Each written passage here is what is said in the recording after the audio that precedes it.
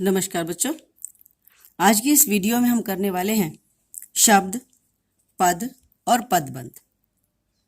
शब्द के भेदों के बारे में हम पिछली वीडियो में क्लियर कर चुके हैं, फिर भी थोड़ा सा डिटेल लेके आगे बढ़ेंगे। शब्द कहते किसे हैं? शब्द वर्णों का समूह ही शब्द नहीं होता, बल्कि वर्णों का ऐसा समूह जिसका कोई ना कोई मीनिंग हो, वो शब्द कहलाता है। इसलिए शब्द की जब परिभाषा की बात आती है तो हम कह सकते हैं वर्णों के सार्थक समूह को शब्द कहते हैं। यानी वर्णों का समूह तो है, लेकिन सार्थक, उसका कोई ना कोई अर्थपूर्ण मीनिंग, कोई ना कोई अर्थ होना चाहिए, उसका सार्थक होना चाहिए। जैसे राम पढ़ता जाता। अच्छा, ठीक है।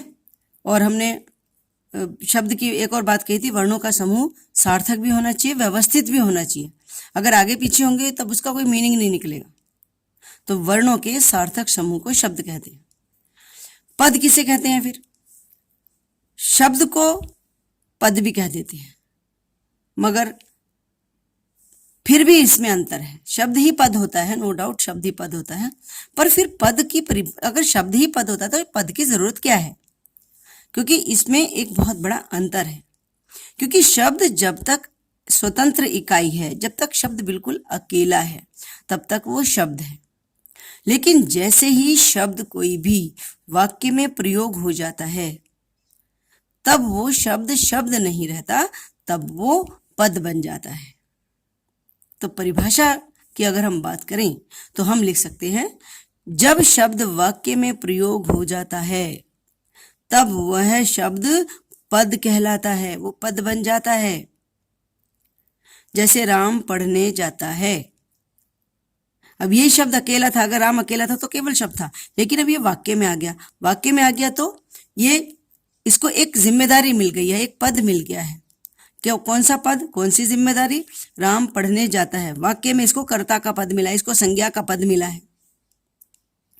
क्योंकि ये नाम है, क्योंकि ये क्रिया को करने वाला है, इसलिए ये कर्ता पद भी है और ये संज्ञा पद भी है। पढ़ने जाता है, अब ये सारे शब्द हैं, ये शब्द सारे शब्द मिलकर क्या बन गए? ये क्रियापद बन गए हैं। क्योंकि सब का सब काम का क्रिया के काम को शो कर रहे हैं, क्रिया के काम के लिए ये इस्तेमाल हो रहे हैं, इसलिए ये बन गए क्रियापद। तो शब्द जब वाक्य में प्रयोग हो जाता है तो उसको कुछ निश्चित कार्य मिल जाता है, उसको एक निश्चित पद मिल जाता है और तब वो पद बन जाता है। ठीक है। पद के प्रकार की अगर हम बात करें तो संज्ञा के, ये पद के 5 प्रकार माने गए हैं। पहला संज्ञा पद। संज्ञा पद मतलब कि वाक्य में प्रयुक्त संज्ञा शब्द ही संज्ञा पद होता है। संज्ञा शब्द, कोई भी संज्ञा शब्द जब वाक्य में प्रयोग हो जाता है तो वो संज्ञा पद बन जाता है। ऐसे ही सर्वनाम पद, जब कोई सर्वनाम शब्द वाक्य में प्रयोग होता है तो वो सर्वनाम पद कहलाता है। कोई भी विशेषण शब्द जब वाक्य में प्रयोग होता है तो वो विशेषण पद कहलाता है, क्योंकि पद वाक्य में प्रयोग होने के बाद ही शब्द पद बनेगा। क्रिया, जो भी शब्द क्रिया के लिए इस्तेमाल हो रहे हैं वो सब क्रियापद कहलाते हैं। ऐसे ही वाक्य में प्रयुक्त अव्यय पद, कोई भी अविकारी शब्द जब वाक्य में इस्तेमाल हो जाता है तो वो अव्यय पद कहलाता है। और अव्यय पद है क्रिया विशेषण, समुच्चय बोधक, संबंध बोधक, विस्मयादि बोधक और निपात। ये 5 हैं अव्यय के पद। चलिए, पद की बात हो गई। अब हम कर लेते हैं पदबंध क्या होते हैं। पदबंध को अंग्रेजी में फ्रेज भी कहते हैं। फ्रेज यानी पदबंध होता क्या है कि जब किसी एक पद के लिए एक से ज्यादा पदों का प्रयोग होता है। पदबंध का मतलब होता है पदों का समूह। यानी यूं कह लो, किसी एक पद के लिए जब एक से ज्यादा शब्द इस्तेमाल होते हैं उसे पदबंध कहते हैं। समझ आ गया? क्योंकि वाक्य में प्रयोग होने पर शब्द पद हो जाता है, इसीलिए कहा गया है एक ही पद के लिए जब अनेक पद इस्तेमाल होते हैं, पदों का समूह इस्तेमाल होता है, तो वो पदबंध कहलाता है। जैसे गुलाबी सूट वाली लड़की मेरी बहन है। अब ये देखो, लड़की है, संज्ञा पद ये है, और इसके लिए ये तीनों शब्द भी इसी लड़की के लिए इस्तेमाल हो रहे हैं। गुलाबी सूट वाली लड़की, क्योंकि ये पदबंध यहां तक है, संज्ञा पर आकर खत्म हो रहा है, इसलिए ये संज्ञा पदबंध है। एक और एग्जांपल देख लेते हैं। यह लड़का लंगड़ाकर चलता है। अब यह लड़का, अब लड़का है, संज्ञा पर खत्म हो रहा है, यह भी इसमें शामिल हो गया, यह संज्ञा पदबंध हो गया। लंगड़ाकर ये क्रिया विशेषण है, ठीक है, तो ये क्रिया विशेषण पदबंध हो गया। और चलता है, ये दोनों के दोनों शब्द क्रियापद के लिए इस्तेमाल हुए हैं, तो जब हम बात करेंगे तो ये दोनों हैं, तीनों जो है वो अलग पदबंध में आएंगे, क्रिया पदबंध में आएंगे, ठीक है। अब पदबंध के भेद की अगर हम बात करें तो पदबंध के भेद, पदबंध के 5 भेद माने गए हैं। पहला है संज्ञा पदबंध। पदों का जो समूह संज्ञा का कार्य करता है उसे संज्ञा पदबंध कहते हैं। ये तो परिभाषा हो गई।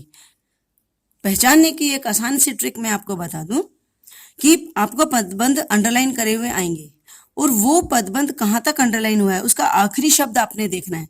अगर वो संज्ञा है तो आप लिखो ये संज्ञा पदबंध है, क्योंकि ये सारे के सारे शब्द संज्ञा के लिए ही आए हैं।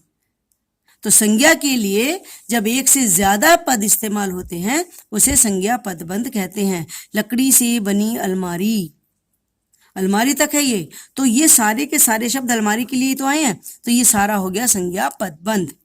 ऐसे ही एक और देख लो एग्जाम्पल। सामने के मकान में रहने वाला लड़का, लड़का तक आ गया, लड़का क्या है, संज्ञा, और ये सारे के सारे शब्द, सारे के सारे पद लड़का के लिए आए हैं, तो ये भी संज्ञा पदबंध हो गया, ठीक है। दूसरा भेद है सर्वनाम पदबंध। अब सर्वनाम पदबंध की वही वाली पहचान कि आपने देखना है जहां तक अंडरलाइन किया है। पहले डेफिनेशन देख लेते हैं। वाक्य में जब कोई पद समूह सर्वनाम का कार्य करता है, मतलब बहुत कई एक से ज्यादा पद जब मिल करके सर्वनाम के कार्य करते हैं तो उसे सर्वनाम पदबंध कहते हैं। और पहचान बहुत आसान, आपने देखना है कि आपके पदबंध को कहां तक अंडरलाइन किया गया है। अगर आखिरी शब्द सर्वनाम है तो आप पहचान जाएंगे कि ये वाले सारे शब्द, ये वाले सारे पद तुम के लिए प्रयोग हुए हैं। शेर की तरह दहाड़ने वाले तुम, तो ये सारे के सारे सर्वनाम के लिए आ रहे हैं, इसलिए ये बन गया सर्वनाम पदबंध। एक और एग्जांपल देख लेते हैं। आपके मित्रों में से कोई, कोई पर है, कोई क्या है, अनिश्चयवाचक सर्वनाम है, तो ये सारे के सारे जो शब्द हैं, पद हैं, ये कोई के लिए आया है, तो यहां पर ये हो गया सर्वनाम पदबंध।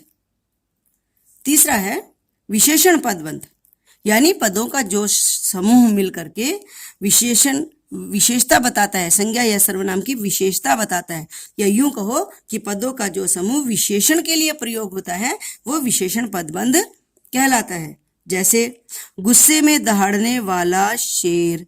अब यहां ध्यान देने की बात है, अंडरलाइन किया गया है केवल वाला तक, दहाड़ने वाला।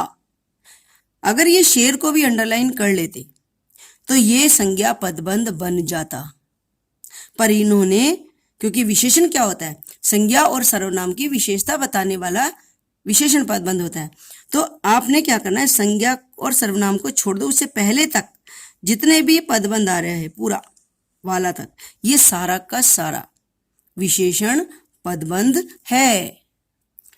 जैसे एक दो एग्जांपल और देख लेते हैं। पेड़ पर लगे हुए हरे पीले, बस हरे पीले तक। अगर ये आम भी हो जाता ना बीच में तो ये संज्ञा पदबंध बन जाता, क्योंकि ये सारे शब्द संज्ञा के लिए आते, तो ये संज्ञा पदबंध हो जाता। लेकिन इसने संज्ञा को तो छोड़ दिया, केवल विशेषण तक रखा है, तो ये सारा विशेषण पदबंध है। गहरी नीली कमीज पहन लो, कमीज को छोड़ दिया है, संज्ञा को छोड़ दिया है, और ये जो शब्द हैं ये इसकी विशेषता बता रहे हैं सारे मिलके, तो ये हो गया विशेषण पदबंध। चौथा है क्रिया पदबंध।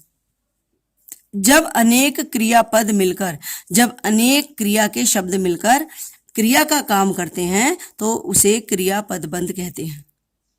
जैसे नाव लहरों में डूबती चली गई।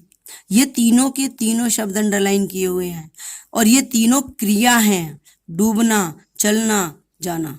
ये तीनों के तीनों क्रिया मिलकर के एक क्रिया बना रही हैं, एक क्रिया का कार्य कर रही हैं।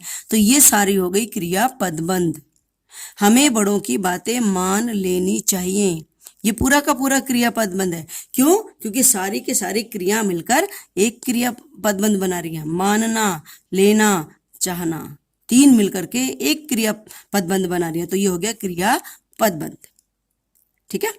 पांचवा है क्रिया विशेषण पदबंध, यानी जो पद समूह, पद समूह मतलब पदों का समूह, क्रिया विशेषण का काम करे, यानी एक से ज्यादा पद जब मिल करके, एक या एक से ज्यादा पद मिल करके जब क्रिया की विशेषता बताई, उसे क्रिया विशेषण पदबंध कहते हैं।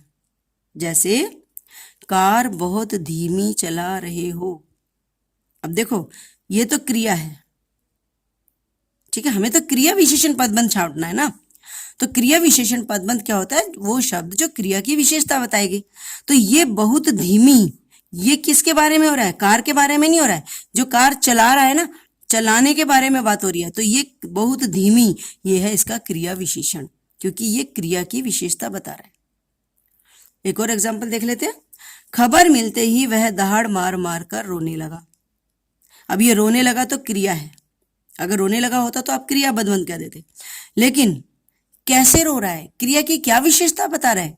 दहाड़ मार मार कर, दहाड़ मार मार कर, ये है, ये शब्द क्रिया की विशेषता बता रहे हैं। तो ये हो गया क्रिया विशेषण पदबंध। आई होप कि आपको पदबंध समझने में अब आसानी होगी। ठीक है, बाकी प्रैक्टिस कर लेना अपनी बुक से और इजी हो जाएगा। चलिए अगली वीडियो में अगला topic. Till then good day.